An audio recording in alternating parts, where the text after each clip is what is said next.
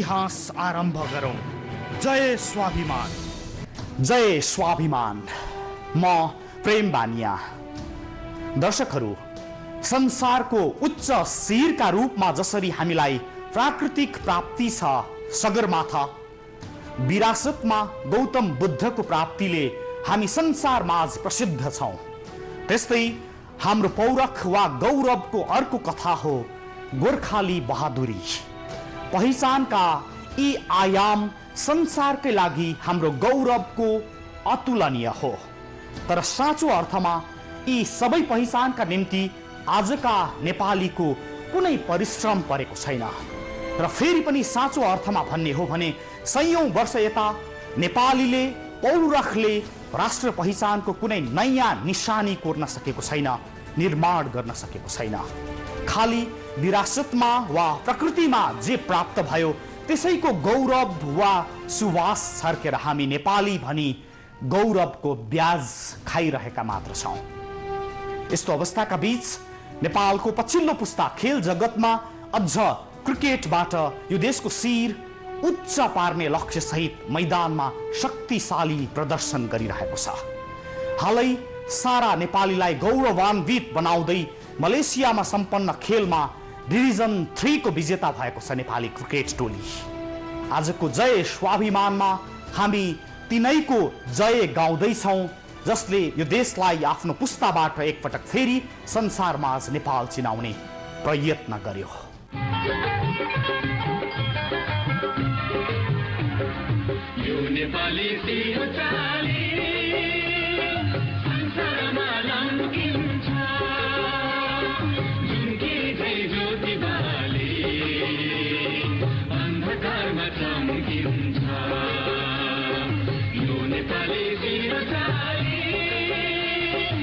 सारा नेपालीको शिर उच्च बनाउँदै नेपाली क्रिकेट टोली स्वदेश फर्किएको छ। चन्द्र र सूर्य अंकित झण्डालाई मलेसियाको किनररा एकाडेमी ओभल मैदानमा फहराउँदा नेपालीको छाती गर्वले फुलेको छ र बधाई डिभिजन 3 को विजेता नेपाली क्रिकेट टिमलाई।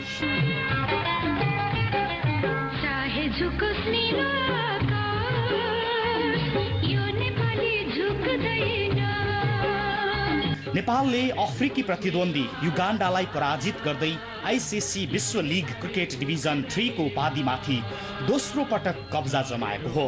प्रतियोगिताको फाइनल खेलमा बिहीबार नेपालले युगान्डालाई 62 रनले पराजित गरेर उपाधिमाथि कब्जा जमायो। यसअघि सन् 2013 मा बर्मुडामा भएको अन्तिम खेलमा नेपालले युगान्डालाई नै 5 विकेटले पराजित गर्दै उपाधि हासिल गरेको थियो। मलेसियामा नेपाली झण्डा फहराउँदा नेपालीको शान विश्वमा पहिचान बनेर फैलिएको थियो।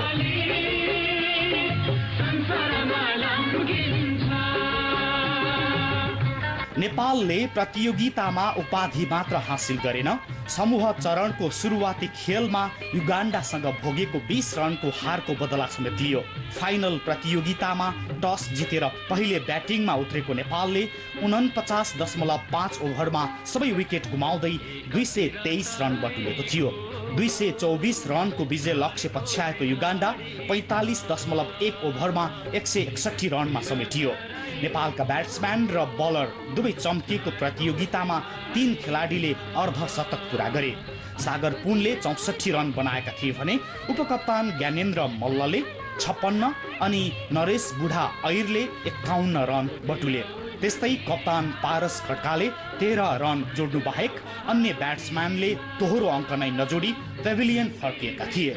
युगान्डाका लागि भने रोजर मुकासाले सर्वाधिक 51 रन जोडेका थिए। युगान्डालाई 161 रनमा समेट्ने क्रममा नेपालका भुवन कार्की एक्लैले 4 विकेट लिए भने वसन्त रेग्मीले 2 तथा सोमपाल कामी, पुन र शक्ति गौसनले समान 1-1 विकेट लिए। त्यस्तै बुधबार भएको खेलमा नेपालले मलेसियालाई 36 रनले पराजित गर्दै डिभिजन 2 मा बढुवा मात्र भएन, मलेसियाका सबै खेलाडीलाई एकै इनिङमा क्याच आउट गर्दै नयाँ इतिहास समेत कायम गरेको थियो। नेपालले नयाँ इतिहास कायम गर्ने क्रममा नेपालका कप्तान खड्काले 4 विकेट लिए भने उपकप्तान मल्ल र बुढा ऐरले समान 2-2 तथा रेग्मी र सुवास खकुरेलले समान 1-1 विकेट लिएका थिए।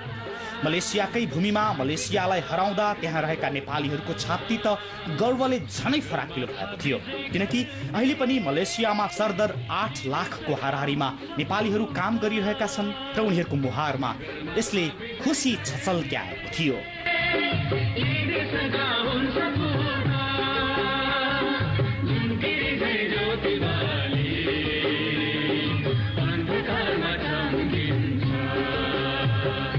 त्यस्तै प्रतियोगितामा युगान्डा पनि लिगको दोस्रो स्थानमा रहँदै डिभिजन 2 मा आफ्नो स्थान सुरक्षित गर्न सफल रह्यो।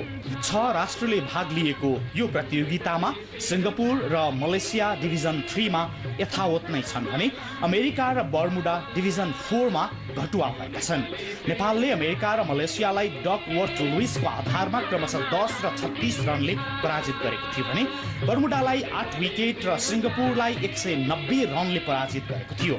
नेपालले खेलेको खेलबारे समीक्षा गर्दै कप्तान पारस खड्का, र निरन्तर रूपमा क्रिकेटमा भन्नु इन्भल्भ भइराख्नु पर्यो र मेन चाहिँ भनेको अब के कुराहरू इम्प्रुभ गर्नुपर्छ भन्ने हामीले जस्तो पहिला पनि अब वर्ल्ड कप क्वालिफायरबाट बुझिसक्यो के गर्नुपर्छ भनेर त्यो लेभलको लागि अझ पनि इम्प्रुभमेन्टहरू ल्याउनुपर्छ। हामीले आफ्नो गेमको स्तर चाहे त्यो ब्याटिङ होस्, बलिङ होस्, फिल्डिङ होस्, तिनटै क्षेत्रलाई बढाउनु पर्ने स्थिति छ र राम्रो टिम्सहरूसँग म्याचेस खेल्ने, राम्रो प्लेयर्सहरू बरु बाहिरको बलर्सहरू पनि नेपालमा बोलाएर हुन्छ, प्र्याक्टिसहरू गर्ने हुन्छ नि, त्यस्तो खालको एउटा प्लानिङ चाहिँ बनाइसकेका छौँ हामीले। अब यसलाई चाहिँ अब प्र्याक्टिकली अब श्रीलङ्काबाट फर्किसकेपछि 1 हप्ताको ब्रेकपछि डिभिजन 2 को प्रिपरेसनमा हामी लाग्नेछौँ। प्रमाणित भन्दा पनि अब म चाहिँ के भन्छु भने जस्तो आज नेपाल क्रिकेट टिमले जित्यो होइन, नेपाल क्रिकेट माथि पुगेको छ त्यो मान्छ, तर एउटा क्रिकेट टिमले मात्र जितेर प्रतियोगिताहरू जितेर क्रिकेट माथि पुग्यो भन्ने चाहिँ त्यो ठिक होइन जस्तो लाग्छ मलाई। किन भन्दाखेरि अझ पनि देशभित्रको हाम्रो क्रिकेटको संरचना भन्नु अझ पनि केही एउटा स्ट्रक्चर आएकै छैन अहिलेसम्म। म जहिले पनि भन्दै आएको छु नेपालले भविष्यमा यदि क्रिकेटमा राम्रो गर्ने हो भने घरेलु क्रिकेटको संरचना राम्रो हुनैपर्छ। र अब वाद विवाद भनेको अब त्यो भनेको सधैँ भइरहेको छ। अब मान्छेको चासोको कुरा भइसक्यो क्रिकेट भनेको, क्रिकेटै नहेर्ने मान्छेको क्रिकेट हेर्न थालिसक्नुभयो नेपालमा, घर घरमा, गाउँ गाउँमा, सहर सहरमा क्रिकेट पुगिसक्यो। त्यसले गर्दाखेरि अब मान्छेहरूको चासो बढेपछि कन्ट्रोभर्सी पनि हुन्छ, अब भनौँ न राम्रो न्युज पनि सुन्न पाइन्छ, नराम्रो न्युज पनि सुन्न पाइन्छ। तर जबसम्म अब टिमले राम्रो गर्छ होइन, सबै कुराहरू बिर्सिन्छन् मान्छेले धेरै जस्तो। तर मेन फोकस भनेको चाहिँ नेपाल क्रिकेटको जुन घरेलु संरचना छ त्यसलाई चाहिँ इम्प्रुभ गर्नुपर्ने एकदमै भनौँ एउटा इम्पोर्टेन्ट स्टेज छ। नेपालले आगामी माघमा नामिबियामा हुने आइसिसी विश्व क्रिकेट डिभिजन 2 मा सहभागिता जनाउँछ। उक्त प्रतियोगितामा नेपाल सहित युगान्डा, केन्या, नामिबिया, क्यानाडा र नेदरल्यान्ड्सको सहभागिता रहनेछ। यदि नेपाल शीर्ष 2 भित्र पर्न सके आइसिसी इन्टरकन्टिनेन्टल 4 डे प्रतियोगितामा सहभागिता जनाउन पाउनेछ। अब आवश्यक त अब भनिहाल्यौँ, जस्तो हामी पहिलेदेखि भनिरहौँ हामीले मोर अब इन्टरनेसनल एक्सपोजर्सहरू जस्तो अब राम्रो टिमसँग, यस्तो होइन कि अब कुनै क्लब यस्तोसँग होइन कि अब अझ बलियो टिमहरूसँग खेल्न जरुरी छ। किनभने हामी त्यो लेभलको गेम खेल्नलाई पक्कै पनि हामीभन्दा धेरै माथिल्लो लेभलसँग खेल्दै गयौँ भनेदेखि चाहिँ बल्ल पर्फर्मेन्स पनि त्यही अनुरूपको आउँछ होला। अब हाम्रो काम भनेको गेम खेल्नु, जुन चाहिँ हामी गेम खेल्ने बेला हामी त्यसमा मात्र फोकस गर्छौँ। यस्तो सोच्दैनौँ कि कसैलाई देखाउनु छ, कसैलाई के गराउनु छ भन्ने कुरा सोच्दैनौँ। हामी चाहिँ के छ, हामी जित्नु छ, नेपालको लागि जित्नु छ भनेर हामी त्यही सोच्छौँ। नेपालको यो टुर्नामेन्टमा ओभरअल एकदमै मात्र राम्रो लाग्यो, किनकि जुन हामीले म्याच बाई म्याच इम्प्रुभमेन्ट ल्यायो नि त्यो एकदमै राम्रो थियो कि फर्स्ट म्याच हारेर त्यसपछि सेकेन्ड म्याच फेरि धेरै मान्छे, थर्ड फेरि धेरै मान्छे, त्यसरी इम्प्रुभमेन्ट हुँदै आएको थियो नि त। एज ए इम्प्रुभमेन्टको हिसाबले एकदम राम्रो भयो। अनि अब एज ए इन्डिभिजुअल मेरो पर्फर्मेन्स चाहिँ अब त्यस्तो हाई पर्फर्मेन्स भएन, तर चाहिने गेमहरूमा चाहिँ चाहिने राउन्डहरू लागिरहेको थियो होइन। त्यो म सोचिने चाहिँ आफ्नो पर्फर्मेन्सहरू पनि यो तयारी त परब छैन होइन। अनि र यो टाइम पनि छैन हामीलाई अहिले। अब सकेसम्म राम्रो गर्ने हो त्यो टुर्नामेन्टमा गएर, किनकि यो नेदरल्यान्ड छ, त्यसमा अनि क्यानाडा छ, केन्या छ होइन। यो सब भनेको ओडिआई टिम पहिलाको होइन, ओडिआई टिम हो। न्युजिल्यान्ड राम्रो नगरेर टुमा झरेको होइन। यिनीहरूलाई जित्नलाई गाह्रो हुन्छ, तर भनौँ न हाम्रो जति हामी पोटेन्सियल छ त्यो अनुसार खेल्यो भने अवश्य पनि यिनीहरूलाई जितेर डिभिजन 1 पुग्न सकिन्छ। हामी पहिलो गेममा पनि अब कमजोर थिएनौँ होइन, हामीले जित्ने म्याच हारेथ्यौँ। अनि हामी त्यो सोचेकै थिएनौँ कि हामीले त्यो म्याच हार्यौँ भनेर। अनि अब फाइनलमा जो पनि पर्छ, हामी फाइनलको टार्गेट लिएर हिँडेको थियौँ। फाइनलमा जो पनि पर्छ तिनीहरूलाई चाहिँ हराउँला भनेर। अनि फाइनलमा युगान्डा नै आइपुग्यो अनि इजिली हरायौँ तिनीहरूलाई। खेलाडीहरू कहिले पनि मेहनत गर्नु छोड्दैन, खेल्न पनि छोड्दैन। खेल्नु बाहेक अरू लाइफमा के नै छ र। अब दसैँ तिहार चाडपर्व त जहिले पनि छुट्टै हुन्छ खेलाडीको। अनि त्यही हुनाले खेल्नु बाहेक केही छैन होइन। अनि हामी जहिलेसम्म खेल्छौँ देशको लागि राम्रो गर्ने प्रयास गर्छौँ। र राम्रो गर्छौँ पनि। ट्रेनिङ एक्स्ट्रा हामीले गर्नै पर्छ, एक्सपोजर चाहिन्छ, हामीले बाहिर गएर ट्रेनिङ गर्नै पर्छ। यहीँ बसेर ट्रेनिङ गरेर केही पनि हुँदैन। अनि जस्तै बाहिरको बलर, बाहिरको ब्याट्सम्यानहरूलाई हामीले खेलेर उनीहरूसँग घुलमिल भयो भने चाहिँ हामीले चाहिँ अभियसली गर्न सक्छौँ भन्ने मलाई विश्वास छ। यसअघि सन् 2010मा काठमाडौँमा सम्पन्न डिभिजन 5 को अन्तिम खेलमा नेपालले अमेरिकालाई हराउँदै उपाधि जितेको थियो।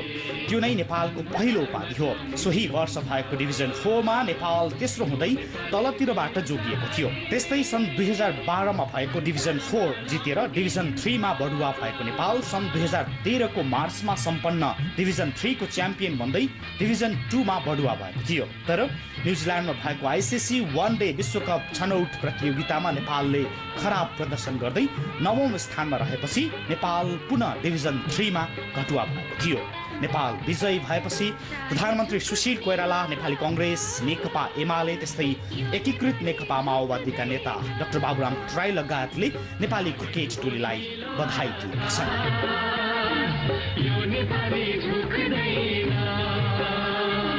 नेपालका प्रधानमन्त्री तथा नेताहरू र दलहरूले औपचारिक रूपमा लिखितम बधाई मात्र दिएर पुग्ने छैन।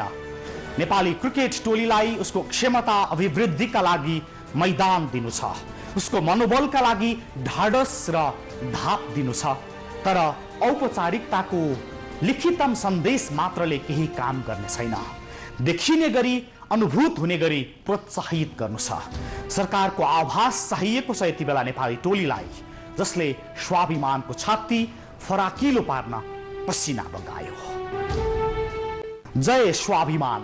दर्शकहरू, हामी नेपाली क्रिकेट टोलीको जितमा तिनको मेहनतको गौरवका साथ प्रस्तुत छौं, जसले मलेसिया जस्तो देश जहाँ सरदर 8 लाख नेपाली भोको पेट भर्नका लागि पसिना बगाइरहेका छन्, तिनका सामुन्ने आफ्नो देशको गौरव दिए। यसै टिमको पसिनाको कदर र सम्मानमा बोलिरहेका छौं, जसले यो राष्ट्रको पहिचानलाई अझ फराकिलो पारेका छन्। अब बाँकी सन्दर्भ। रातो र चन्द्र सूर्य जङ्गी निशान हाम्रो, ज्वरो र गच्छरियो ढल्दो यो शान हाम्रो। रातो र चन्द्र सूर्य।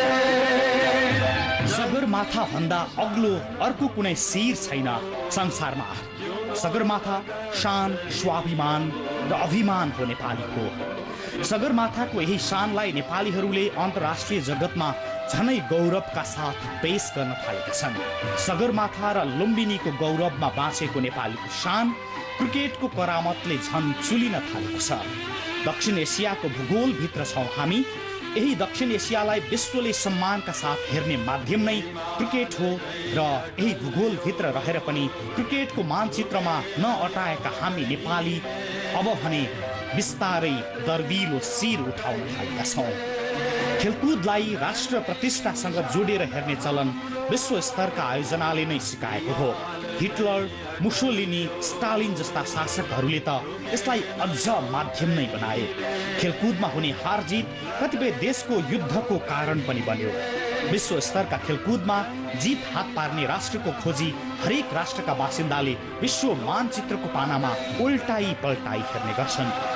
यी यस्तै कारणले खेलकुद अहिले देश चिनाउने र खेलाडी चम्काउने माध्यम बनेको छ र नेपाली खेलाडीहरू यो माध्यमलाई समातेर खेलकुद मार्फत मुलुकलाई चिनाउने अभियानमा होमिएका छन्।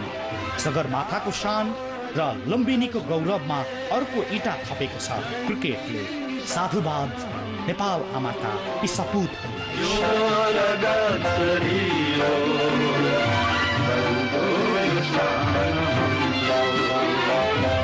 भोको पेट भर्नका लागि भौतारिएका सरदर 8 लाख नेपालीको कर्मस्थल मलेसियामा हेपिएर, गाली खाएर, अपमानित भएर पनि परिवारलाई भरण पोषणको रिङ्गिट पठाउँदै देशको ढुकुटीमा मनज्ञ रेमिट्यान्स भित्राइरहेका नेपाली सामु आफ्नै देशको क्रिकेट टिमले उचालेको उपाधि सबभन्दा अविस्मरणीय खुराक हुनेछ।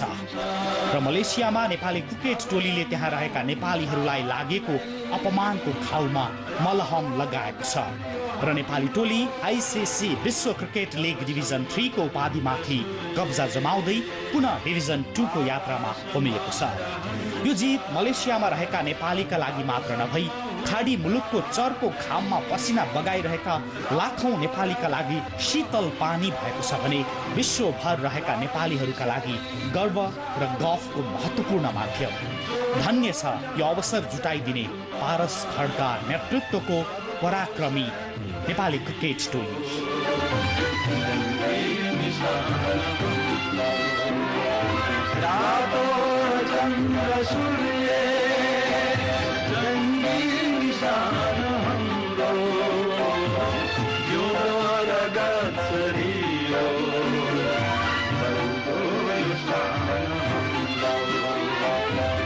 इतिहास दोहोर्याउँदै अफ्रिकाको युगान्डालाई हराएर हामीले डिभिजन 3 को उपाधि रक्षा गर्दा बाटोमा भेटिएका संयुक्त राज्य अमेरिका, सिङ्गापुर, बर्मुडा, मलेसियालाई पन्छाउन हामी सफल भयौं।